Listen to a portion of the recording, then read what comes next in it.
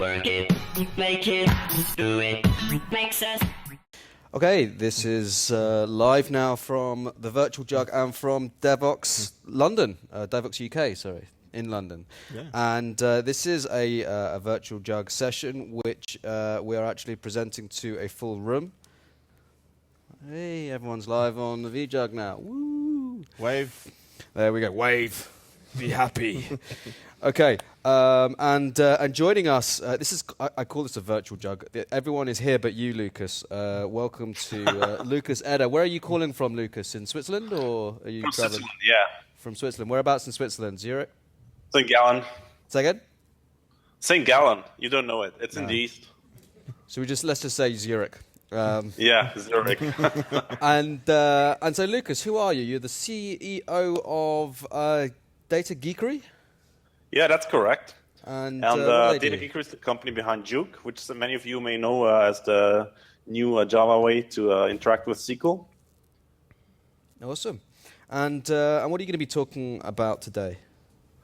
So today's talk will be about SQL, of course, and the title is How Modern SQL Databases Come Up with Algorithms That You Would Have Never Dreamed Of. Okay, it'd be interesting to hear what you think of modern what did you say? A modern SQL database, right?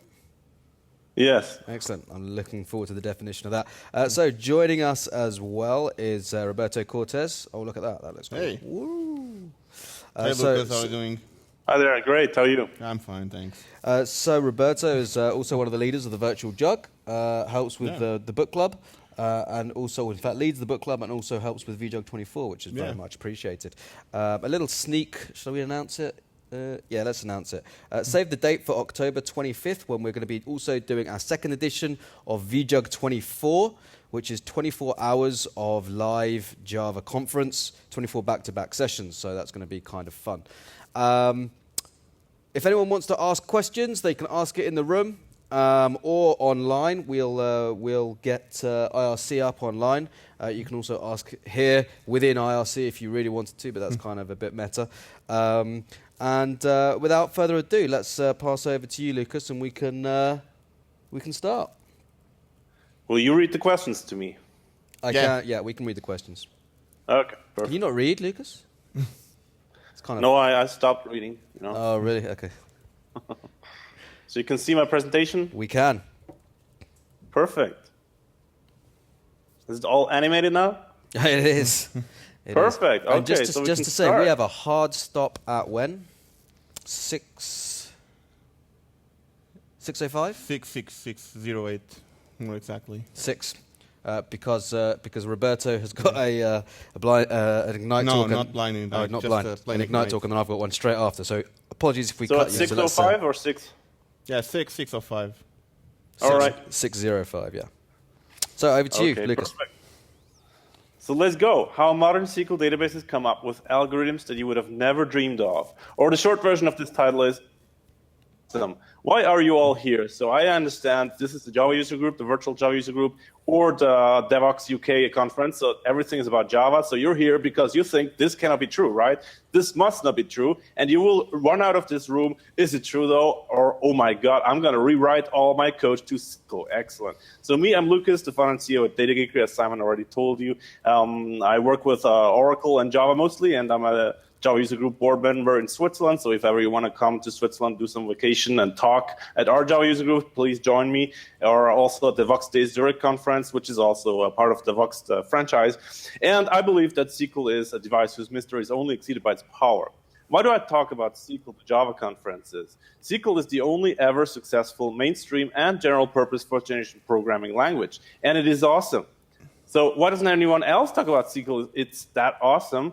I don't know. I have absolutely no idea. No one talks about SQL at Java conferences. Everything is microservices and stuff like that. No one talks about SQL, except maybe Vlad. Vlad is a very nice guy. He's the Hibernate developer advocate, and he started talking about SQL as well at conferences. So this is an example from Vlad's blog. It's a very interesting example because it shows the only important and only useful JPA feature, and that's that feature over there. So when you can write actual SQL with JPA, then actually you win with JPA as well. So who has seen my other talk? Usually I see hands in the room. Now I don't see any hands. Who has seen my other talk? I mean this talk here. This talk to convince you that SQL is awesome, right? If you have not seen my other talk, you should Google it. Just Google 10 SQL tricks, and you will find my talk all over the place. And my other talk is about these nice little SQL tricks like this one here. So here we have a recursive query for Postgres. And when we run this query, you've already mentally executed this query in your heads. Then you see immediately that is the result, right? So SQL is really a computation engine, or your database is a computation engine. Your application is sitting on a Ferrari-style computation engine, and you can run really, really awesome SQL statements with it, and that's the other talk. But today we're talking about more basic SQL, and it's still going to be awesome, right? So do you think this is SQL? Who in here thinks this is SQL? Anyone thinks here this is SQL? So if you think this is SQL, then this talk is going to be. So I've already talked about how SQL is awesome. This is the outline of my 2 talks. SQL is awesome. I've already shown this. So let's focus on how SQL makes you productive. And finally, we get to how SQL is fast. There are 2 ways of proving how SQL is productive. I could show you some examples, and when I prepared this talk, I tried to find some examples which are really, really convincing and really, really nice examples of how really, really awesome SQL is. But then I thought about a second way of showing this is by showing the alternative. If you don't do SQL, I try to do it in Java, then you see the alternative, right? So this is going to be a high-level conceptual story about SQL. We're not going into deeper levels of SQL today. For that, please watch the other talk. So business is asking, right? We're always doing stuff for business. This is the main purpose why we do stuff in programming. We do something for business. And this is our database, for instance. I'm just using this sample database, which is called the Sakila database. You can download it for free from Microsoft. And it has a DVD rental store. So what we have here is the film table. You see the film table in the middle, a nice little example database, film table, and we have actors here, and we have inventory, rental, and payment. So everything that we need when we rent DVDs. So business is asking, how much money did we earn with each film on each day, right?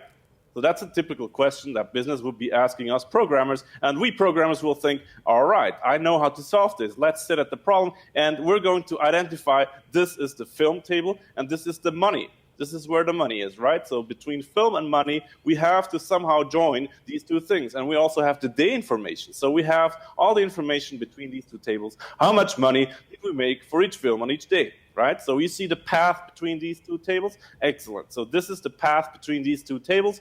And now what we're doing is a join, right? So you see we join these 2 tables between these on this path, and we don't have any problem at all. So, right, we write the query, and it's really, really easy.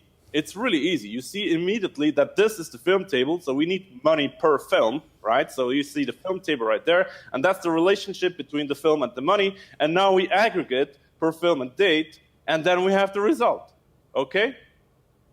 Business is happy. This took us about 2 minutes to solve, and business is happy, and they can make a lot of money because they have many questions that we can answer. And now let's try doing this in classic Java. And by classic Java, I mean this, right?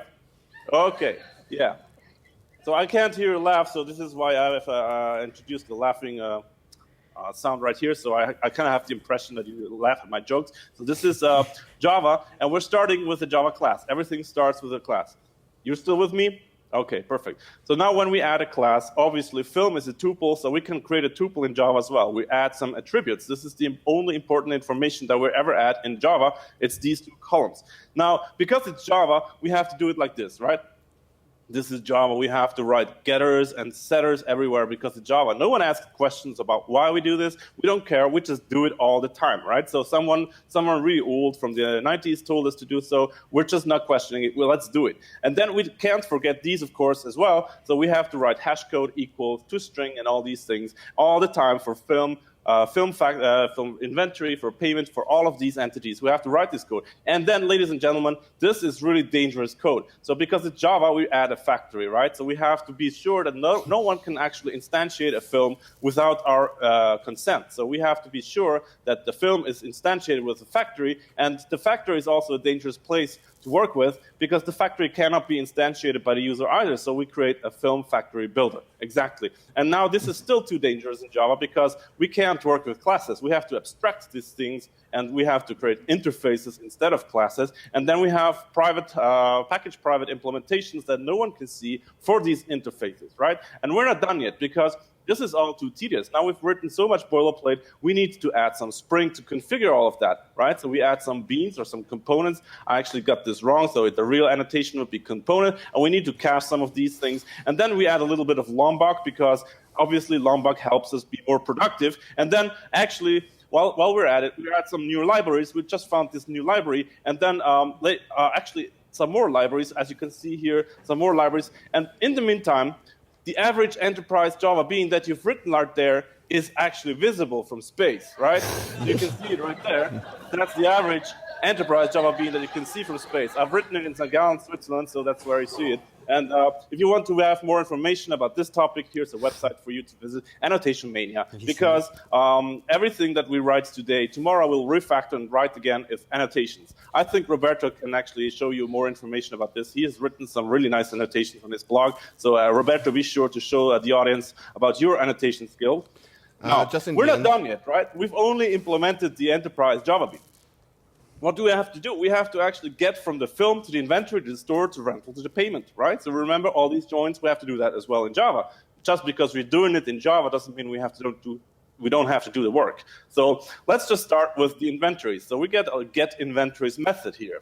So we get a list of inventories, and then we reuse this nice annotation. One more annotation can't hurt, right? So we write this nice little annotation, one-to-many. We're mapping the inventories by the film. So I'm sure you've seen these lovely things, right? Now, the question is, you want to discuss this or that? Right? Are you sure which one is the better? Again, ask Glad, the only other guy that ever talks about SQL at conferences. He has the answers, but we're not going to focus on these APIs. We're going to focus on the Java code. So this is the optimal result type that we want to have, right? We want to have how much money, that's right there, the money, the big decimal, how much money did we make per film and per date? So we're using a map of big decimal, right? Perfect. And actually, if you really want to go into the domain-specific, domain-driven design and everything, you want to model your domain not with a value, but with an actual money type. And we have a money type for this. There's the Java Money API, right? So the Java Money API is idiomatic Java. And you can see it immediately like there, right? Yes, idiomatic Java, Money API. Very simple way to interact with money in Java. Perfect. Okay. Right, so, but we're going to skip this part today. We're just going to think that big decimal is good enough for money. So this is the result type. Now let's think about, is this really a good result type? Or maybe this? Yes? You see the difference? Or maybe we should use this. What do you think is better? Maybe we want to actually show the result in a sorted order, right? So we have to use a tree map. And actually, the junior on our team, he said, okay, I know everything better. I'm going to write my own library. I write my multi-key map, right? So because this is a map with 2 keys and 1 value, we actually need a new type for this that optimizes everything. And while we're still deciding for the correct collection type, everyone feels like this, right? So who in here in the room has felt like this before? You can answer with your mobile phones, okay? So we've had the answer right now. Okay, yes, the answer is yes. Okay, perfect. Now anyway, let's calculate for real. We've not calculated anything yet. We've just discussed data types, okay? So this is the result. Imagine the result is this, and now we're going to, we have to load all the films. Oh my God, and there's n+1 problems. We see it's really, really slow, but we'll optimize this later, right? And we'll optimize this later. And urgent, this is really slow in production. Someone please optimize this. So typical Java development cycle, right? So now we loop over the films. And then we have to do something with each individual film, right? So what is this something? This something is we have to get another map from the map. So we have a map of local date and big decimal, right? So this is the same type. You immediately see this. Very, very easy. And oh my God, problem in Java, lazy initialization. This is null. At first, this is null. We have to initialize this first, right? Everyone agrees this has to be initialized first because otherwise we get a null pointer exception. Oh my God, this is Java, right? Everyday Java work. You would know the feeling. Now, remember this discussion? Oh my God, nested map. Is it a linked hash? Same discussion again. But let's skip this discussion. Let's just assume we have lazy initialized the nested map. And now from this daily result, we go to the inventory. So from the films, we go to the inventory. And from the inventory, we go to the rentals. And from the rentals, we go to the payments. And now you really think about eager and lazy again. So eager was forbidden, but lazy is not much better either. So if you do this lazily, you get about 1 million queries, I guess, right? So everyone knows? Okay, perfect. Now, because we don't want to have anything like eager or lazy in our code, we actually use the entity graph, right? The entity graph is what JPA came up with to actually run queries. This is the entity graph, ladies and gentlemen. So this is how JPA folks say for this particular case, when we go through the graph from film to inventories to rentals to payments, we're actually using only this named subgraph. And I'm feeling all like, oh my God, what is this going to do? Remember this slide here? I showed you the average enterprise Java bean. It's visible from space. Now, by the time you add all these annotations, the average Java enterprise Java bean is visible from Andromeda Galaxy, right? It's right there. You see from outer space, our aliens will see our Java beans. Perfect. Okay, anyway. Yeah, very funny. Okay, the looping is done, right?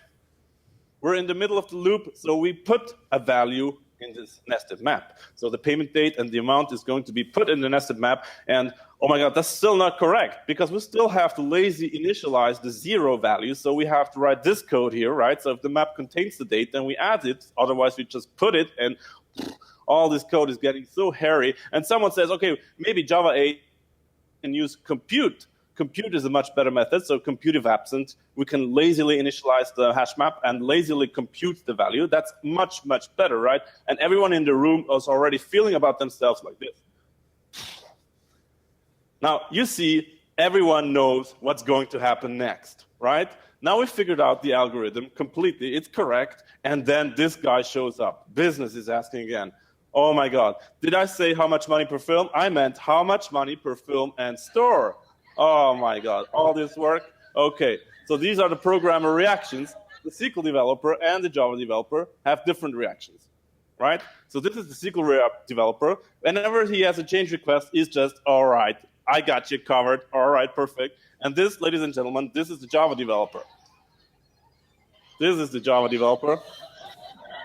Yeah, that's how we feel about change requests. Oh my God, everything changed again. Oh, back to the start.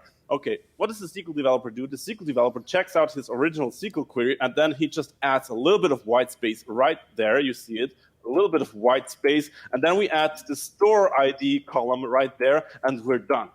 Right? So business is asking, business got their answer again, and we got a paycheck and a raise and some more vacation because we're so good. Now the Java developer, all right, oh my God. This was my code with the compute, if absent, everything. Now I'm gonna do the cool trick as well as the SQL. I'm just gonna reserve some space right there, and then I'm going to add all of these things. Oh my God, who can see this? And now you see map of integer, of map of local date, big decimal. This inevitably triggers attention of the software architect. Software architect will say, that's this guy, by the way, he sees everything. He sees every one of your commits. He will say, we cannot have such type. We have to factor out this type in a new class, right? You cannot have map of map of map. We have to have a class and a factory, and by the time you have this argument, you're just going to say, oh my God, I'm going to quit this job. While you and your architect engage in a nominal versus structural typing philosophies, and you prefer functional programming, and he prefers maybe object-oriented programming, there's this guy again. You know who's coming next. You know this guy, right? Yes, exactly. The inevitable. Did I say daily revenue? I meant cumulative daily revenue. Oh, that's what I meant. Okay. It's the Java developers really, oh my God, what is cumulative daily revenue? What is a cumulative sum? So you check out the internet, right? So you go to the internet and you type in cumulative sum revenue. What does it mean? Okay. So you type the internet here and you get this result and oh my God, what is this? Thanks God it's Friday. I'm not going to implement this. Meanwhile, the SQL developer, he's just going to add a little bit more white space at this nice little window function here. This is a window function which calculates conveniently the cumulative sum of the daily revenues over our payment tables. As you can see here in our database, the cumulative sum is just adding up the previous sum for each transaction. Wonderful. That is all we have to do in SQL. So I think you get the message right now. The difference that I've shown you is Java is a third-generation programming language. SQL is a fourth-generation programming language. This means in SQL, we only declare the result. We don't actually say anything to the database about how it should implement this algorithm. We just say, this is the result we want to have. Now figure the algorithm out for us. Wonderful, right? This is really wonderful. This is why the company is called Oracle, because we ask the Oracle a question and it will give us an expensive answer. So algorithms are boring. We really think algorithms are boring mostly. We don't care about these things. We don't care about writing algorithms. Using them is a different story, of course. We want to know exactly how to use the algorithm, but we don't want to write algorithms. We don't want to write a sort algorithm. We don't want to write data structures. We don't want to perform premature optimization. We don't want to think about, is linked hash map performing better than hash map? Is a linked list better than an array list? We don't want to think about these things. We don't want to think about data type details. When we have high-level business logic that we have to implement, if business is asking us some interesting question, we don't want to really think about, is it better to have a hash map of AB or a list of entries of AB, right? So in concept, in theory, these are more or less the same types, but from an algorithmic perspective, these data structures are completely different. And we have to decide all of these things all the time. We don't want to write local variables. When was the last time you actually enjoyed writing a local variable? Never, right? And caches. You thought about caches. We don't want to care about caches. Caches should be completely transparent. We don't want to actually store something somewhere. We just want this to work. We don't want to write loops and nested loops and nested loops. We don't want to lazy initialize anything or care about null pointer exception. Or you could discuss about optional, so optional might save you from the null pointer exception, but not from the lazy initialization problem. We do care about these things. We do care about business logic because that's our job. We have to implement business logic. And with SQL, we're just doing a bit of indexing, and then in most of the times, it's going to perform super well. So someone will tell you, okay, with Java 8, everything changes, okay? At least we can write functional logic right now. So this is a quote from Mario Fusco where he shows how we can do something imperatively or functionally with the stream API. So in the stream API, we see something very similar. We have something like from here, and then we have something like where right there. And then we have something like fetch next or limit in SQL, and something like group by, and this reads really nicely. So it's much easier to read when you put it like this. Of course, the example is really simple and really made for this example. But in a principle, SQL and stream APIs, they're very similar. They're very similar, so you can see the table in SQL is something like the stream of tuple in Java. So a tuple in Java, it's just a class. It's a class has attributes. A tuple in SQL is also attributes. And a stream and the table is exactly the same thing, more or less. A select operation is like map. Map gets a tuple as an input and gets a tuple as an output. Just like select, when you have a select expression, you have select first name, last name, you get a tuple, you produce a new tuple. It works in a very similar way. At least the mindset of doing these things is very, very similar. Distinct is the same thing as, of course, join and flap map are kind of similar. Where, having, and filter is the same thing. Group by and collect is more or less the same thing. Order by and sort is just a different name. Union all and concat, just a different name. Now let's look at our Java algorithm. This was the Java algorithm in an imperative way. Now let's write something really, really nice with streams. So we're just streaming and flap mapping, right? So this is essentially what we have to do. We stream all the films. First, we stream all the films. Then we stream the inventories from the films. Then we stream the rentals from the inventories. And then we stream the payments from the rentals. That's it. But now we have to access F and I in the collector. When we want to aggregate how much money do we earn on each day, we have to actually remember all of these types. We don't remember them with flat maps, so we have to nest them somehow. So here I'm using something like an entry, like a map entry, where I keep remembering the inventory, the film, the rentals, and the payments. Okay, so you can use some wrapper and pray for stack allocation to happen, right? So performance in this case is not validated yet. But okay, let's assume that this works. And now we just have to collect and just do some grouping, right? Easy. Everyone agrees this is easy? Perfect. Oh my God, all of these. So we have to remember this was the film, inventory, rental, payment, nested type, and we have to get the key to get to the film, back to film. And you don't see the types anymore right here, so but it still looks declarative, right? So this is more or less the Java solution to doing the same thing like in SQL with Java 8. It looks declarative, and if you want to go one step further, I can do some little advertising here for the open source JULambda library that we're publishing. JULambda's goal is to bring a little bit more SQL to the Java language, so you can do something like this. You can do multiple aggregation and stuff like that. I'm going to show how we can improve the Stream API usage with JULambda. So instead of streaming, we will just use the JULambda sequence. So everything is sequential, not parallel. That's the difference in JULambda and streams. So what we can do now here, instead of having these nested types, we can actually just cross-apply. Cross-apply is a feature from the SQL language. It's available in SQL Server, Oracle, and Postgres, so we can cross-apply. It's a bit easier, so we can remember this cross-applies means we get the film and inventory in one tuple, and this automatically nests film inventory and rental tuple, etc. So I'll leave it up to you to read what cross-apply really does. But it makes it a little bit easier right here. So we can now have a film inventory rental payment object right there. Still, we have to dereference everything and again. So this is really a bit tedious. So we can maybe refactor because we didn't really need the rentals. We never needed the rentals except for joining, so we can factor them out. So right now we have it a little bit better.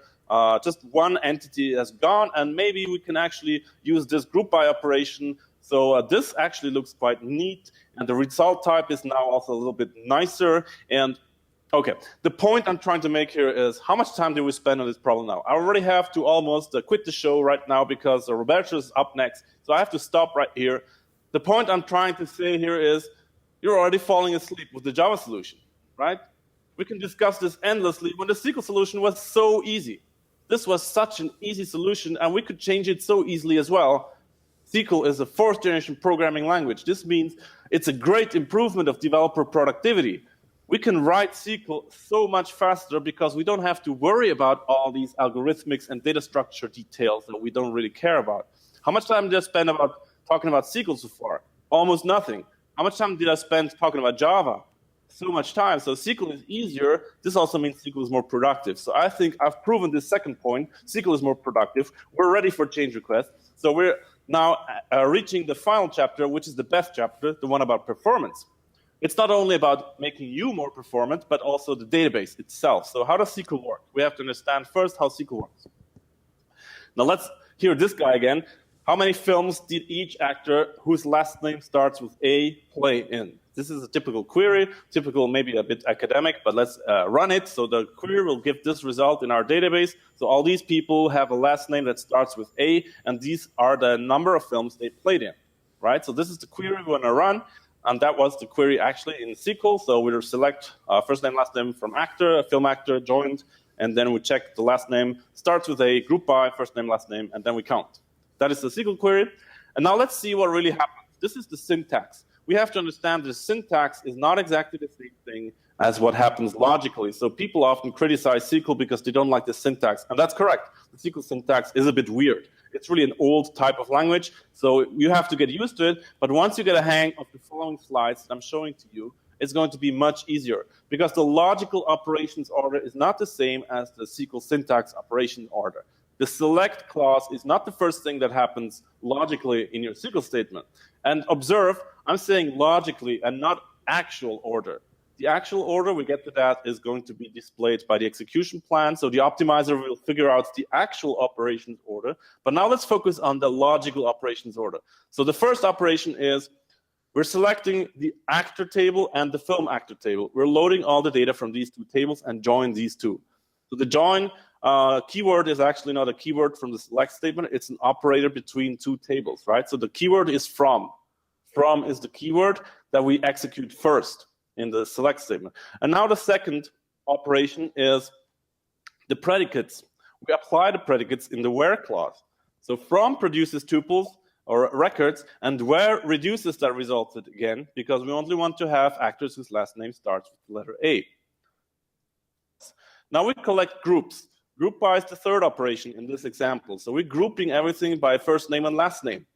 That is the third step. And the fourth step, logically, is aggregation. After grouping, we aggregate. Now, again, this is the logical operations order. It might well be that the database will do both steps in one go, or maybe even do something with a pre-calculated count value from an index or from a materialized view, but we don't care about that. Logically, it's the fourth step. after grouping. And you see 2 times we're using the count expression. Count star is in the select clause and in the order by clause, but the database may well choose to optimize these 2 expressions. It should actually, and execute them both in one step. So you can reference count star many, many times, and you don't have any performance impact. Now, count star is already calculated in step 4 before we project. So before we actually run the select statement, count is already there and it's calculated. So now we project and we create this new tuple, and then we order by this pre-calculated count expression. This is the logical operations order. Here's a slide with pretty much the full logical operations order with all the clauses that you use every day. So from happens first, and where, and then some obscure connect by an oracle, if you're using oracle, group by, and then all the aggregations. And once you have calculated the aggregations, if you're using having, that happens now. And then window functions, if you're using those, let's skip model in Oracle. And then finally, now you're doing select, number 9. I use the laser pointer so you can follow my train of thoughts. After select, we apply distinct. And then we do apply union, intersect, and except. Then order by, only after this has been done. Then offset and limit. And finally, for update, if you want to do pessimistic locking. So this is the logical operations order. And this explains a couple of things. For instance, aggregations happen here, right? Aggregate functions happen after group by and after where. This means this is the reason why you can't use aggregate functions in the where clause, because the where clause has already been executed. You cannot use an aggregate function in the where clause because they are calculated after the where clause. Or if you're using window functions, they're defined here. You cannot use window functions in the where clause either, right? Because they happen afterwards. But you can use window functions in the select clause because the select clause happens after the window step.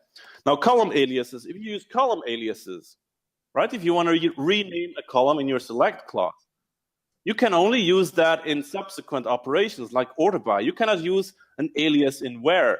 This is quite tedious because we have to often repeat ourselves in the SQL language. It's an old language, remember, so it's sometimes a bit tedious to use.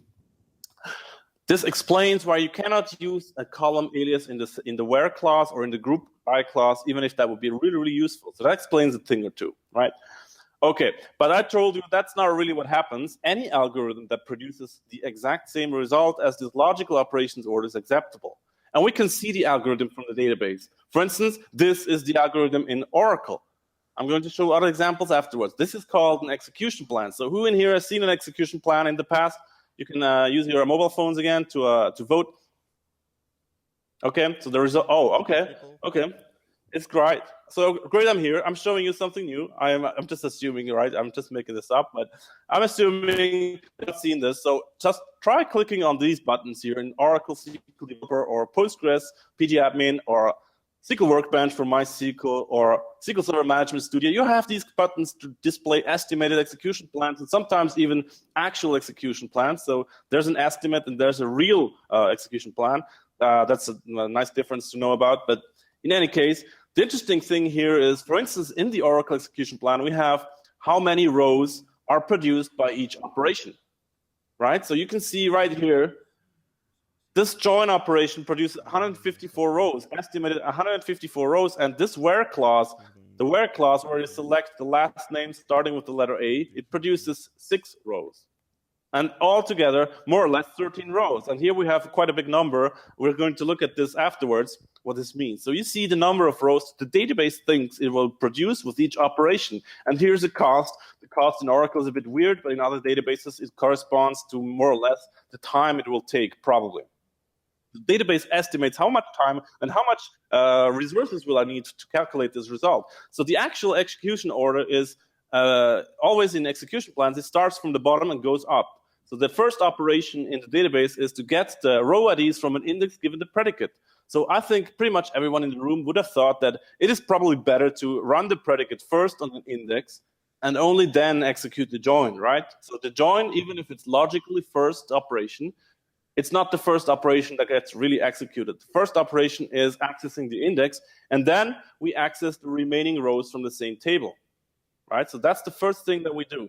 The actor table is loaded first, but only those rows that we actually need with an index access. And the third step is we're loading the entire foreign key relationship index into memory. Wow, that's surprising. If you look at this, the relationship index is being loaded into memory because the database thinks that's the fastest way to actually run this query. Right? We're not going to actually look up each individual actor and select their films. And then only when we've done these two steps, when we've loaded both tables, then we put them in a hash map and join them. And then we put another hash map to group the rows. And finally, we sort the result because that's what we're required. Now, the question is, would you have chosen the same algorithm? Apparently, it's faster in this case to load 5,462 rows into memory than seeking 6 counts individually. So the database thought this was going to be the faster algorithm. And I think pretty much everyone in the room would not have chosen this algorithm. You would have chosen to select the 6 actors and then loop over these 6 actors and select all their films individually and count them. Now the difference is a hash join in algorithmic complexity notation, in big O notation, is O of n. So it's linear. You can execute a hash join in linear time with n being the number of film actors. So the bigger table is the one that influences this algorithm.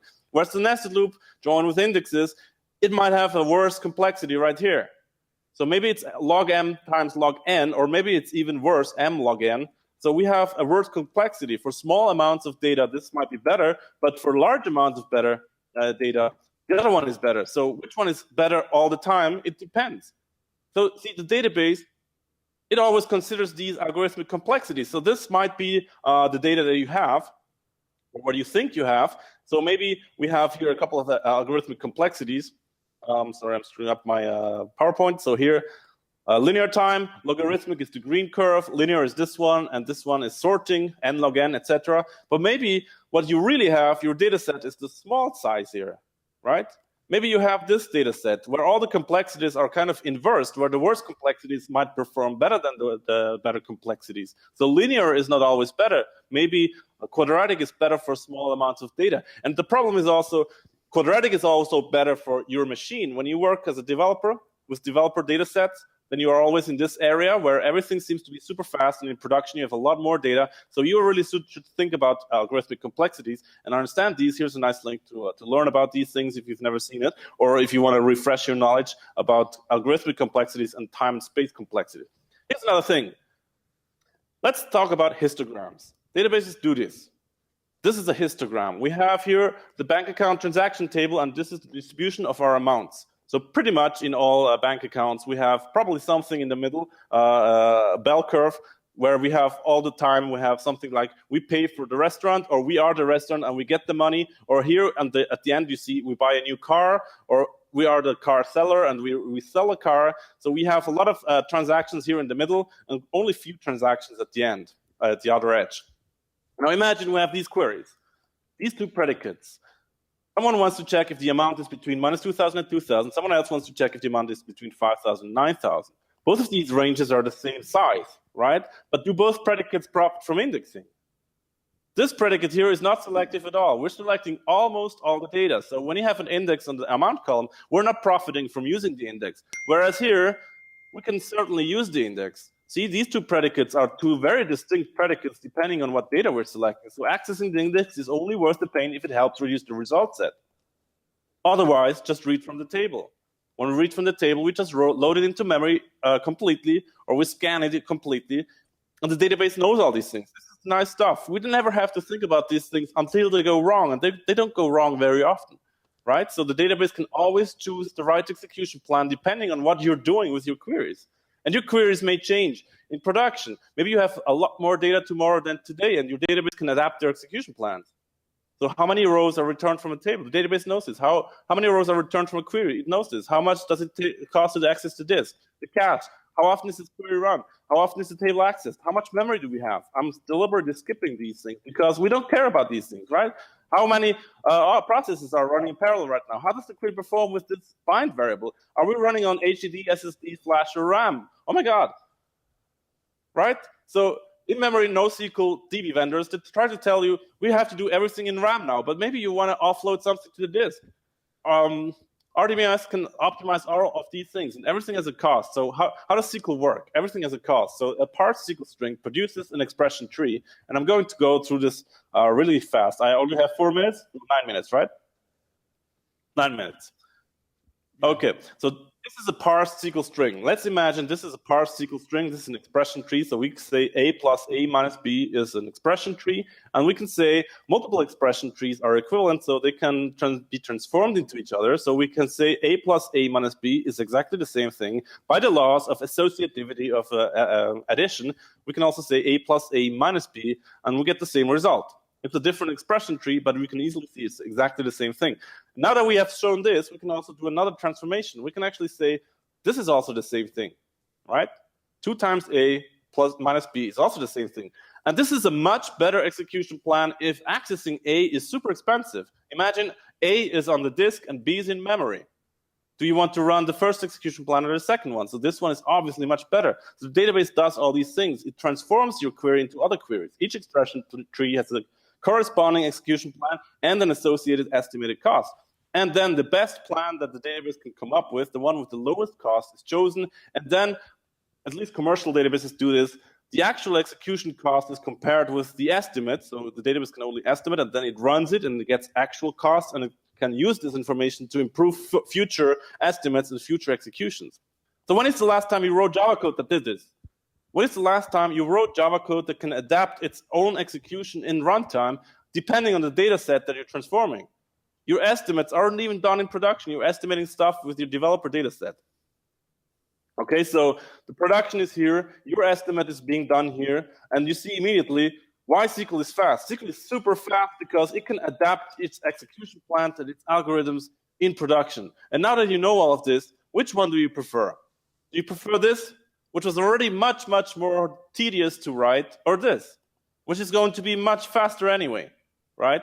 And I'm telling you a trick. So I'll lie to you. It's not always easy and simple to tune SQL, but imagine tuning something that was written in Java, which has the equivalent complexity. It's going to be even much harder. So here's a nice quote from Raphael Winterhalter, which he recently published. He's the developer of ByteBuddy, fellow Java champion, and he says, knowing Java performance fairly well is a nice trait, but not knowing my database well enough still punches me in the face once a week, right? So most of the time, when you have performance problems, it's in the database, even if the database does the stuff already so good. So you have to imagine, if you have to do all of this work that is already hard to do, instead of in the database, in Java, that would be just horrible. Okay, so why do I talk about SQL?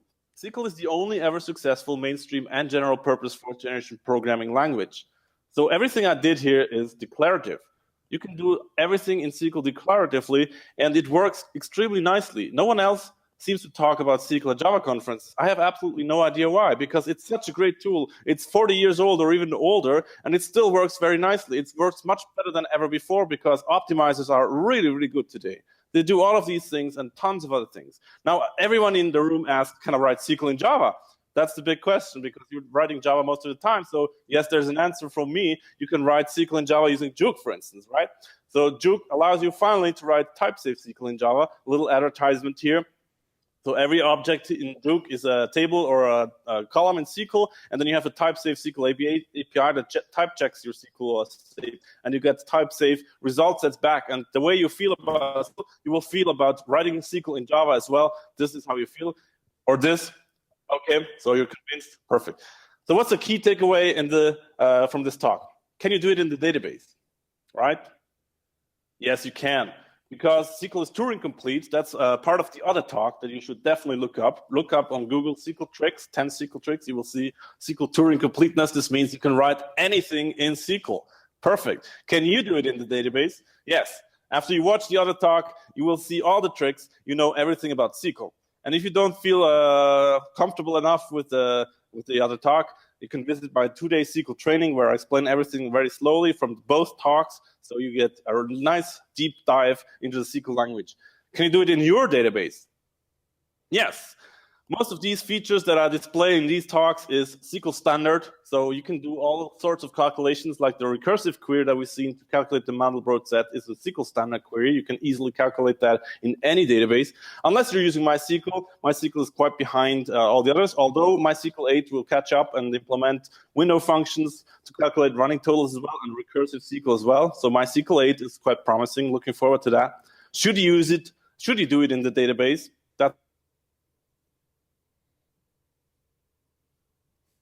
Of course, you should do it in the database. Yes, absolutely. The database is the perfect place to put business logic because we've seen SQL is a logic programming language. It's a declarative programming language, and it's one of the best languages to implement such business logic, right? So we've seen we're super productive.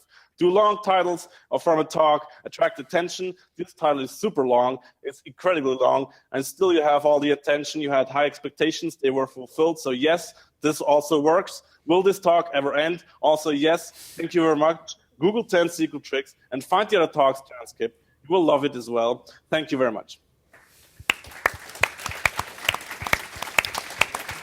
So we have, can you hear this? Is this on? Yeah. Can you, any questions from the room? Any questions from IRC on vJUG? Well, I think we have a comment here. So this is coming from Carton's Rage or something. Well, so if you assume that we all agree with you, Lucas, are you of course. Are you suggesting that we just query the DB directly, or how is this integrated into the standard web CRUD app? So the question is, should we write to the DB directly with SQL? Is that the question instead of JPA? Yeah, the question is just, should you just query the DB directly, and how do you integrate these with the standard web CRUD app? So basically, people are talking here about those dashboards that business loves so much. Yeah, instead of CRUD. Yeah. Okay, I told you only half of the story, right? I told you to also listen to Vlad, the other SQL guy that talks to Java conferences. So there are two topics on SQL. One is writing, and the other one is reading. I only talked to you about reading today, right? So reading is really the domain of the SQL language. When it comes to writing, when you write to the database, there are two types of writing. There's ETL jobs and data load jobs and these kind of things, batch jobs, where you still use SQL. And if you write CRUD applications, you're probably better off using some ORM or Active Record or something else that helps you write that SQL, because you don't want to write insert, select, update, delete all the time, right? So there's two parts of the story. There's the best parts of both worlds. Today I talked to you about SQL, and I definitely think you should write SQL directly, but writing is a different story. Okay. Yeah. And that one's pretty much the same, isn't it? Yeah. Any other questions in the room? Anyone thought of any questions? Nope. Okay, so Lucas, thank you very, very much for your session. Awesome session as normal. And I do believe your other session, the 10 tips and tricks, is actually on the vJUG as well as your website. So feel free to go to either. And thank you very much. On Twitter, you are just Lucas Eder, right? L-U-K. Oh, there it is. L-U-K-S Eder. So feel free to ping Lucas with any other questions online. And thank you very much. Cheers, Lucas. Thank you, guys. And thanks everyone here.